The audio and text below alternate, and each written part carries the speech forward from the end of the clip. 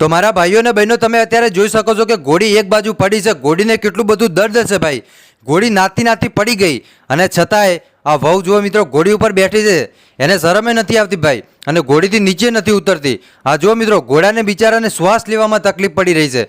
આવા ગરમીની અંદર ઘોડાને મિત્રો ભર બપોરે નચાડ્યો અને ઘોડો બિચારો બેહોશ થઈ ગયો અને છતાંય આ છોકરી જુઓ મિત્રો કે ઘોડા ઉપર બેસી ગઈ, ઊભી નથી થતી ભાઈ. તમને આગળ આખો વિડીયો બતાવું અને પછી જુઓ સાહેબ શું થયું. ચાલો મારા ભાઈઓ તમને વિડીયો બતાવશું, પણ તમને હાથ જોડીને વિનંતી કરું છું ભાઈ કે ગમે ત્યારે ગમે ના લગ્ન હોય ભાઈ, ગમે તે હોય તમે વસ્તુ સાચી છે ભાઈ. ઘોડી બોલાવો, હું એ બોલાવું, તમે બોલાવો, ના નથી મારા ભાઈઓ, પણ ભાઈ આવું ન કરો ભાઈ. તમને હાથ જોડું કેમ કે ઉપરવાળો જોવે છે ભાઈ અને બધાને ઉપર જવાનું છે, એટલે ખાસ કરીને આવી તકલીફ ન આપો ભાઈ. હવે તમે જુઓ સાહેબ એક બાજુ ઘોડો ચારે પગે અને શ્વાસ લેવાની તકલીફ પડે છે અને એવી જ જગ્યાએ આ દીકરી કે જે ઘોડા ઉપર બેસી ગઈ સાહેબ, ઘોડો નીચે પડી ગયો તો આ બેન ઊભા થઈને પાછા ઉપર બેસી ગયા. બોલો હા સાહેબ, આ કેવા લગ્ન કહેવાય ભાઈ? આવા લગ્ન તો કોઈ દી મેં મારી જિંદગીમાં નથી જોયા ભાઈ.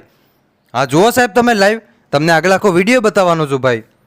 આ છે સાહેબ આપણે ભારતની સંસ્કૃતિ યાર, થોડીક તો શરમ કરો ભાઈ. એ ઘોડો છે ભાઈ, એની અંદર જીવ છે, જેવો આપણી અંદર જીવ છે એની અંદર જીવ છે ભાઈ. પણ લોકો પૈસા કમાવા માટે એને થોડું મજબૂર આપીને પૈસા કમાવા માટે બસ એ ધંધો કરે છે ભાઈ. કરે ધંધો કરે યાર, આખું ગામ ધંધો કરે, વાંધો નથી, પણ સાહેબ આવું દુઃખ આપીને ધંધો ન કરાય ભાઈ. નકે બસ એ આપણાથી ખોટા માય કાંગલા કોઈ દી ન હોય ભાઈ. તો ચાલો સૌથી પહેલાં સાહેબ તમે આ વિડીયો જુઓ અને આ ઘોડી વિશે તમે શું કહેશો કોમેન્ટ કરીને જરૂર બતાવજો. બાકી હું કોઈનો વિરોધ નથી કરતો મારા ભાઈ, આ ખાસ કરીને તમારે નોંધ લેવી. તો ચાલો મિત્રો સૌથી પહેલાં તમે આ વિડીયો જોઈ લો.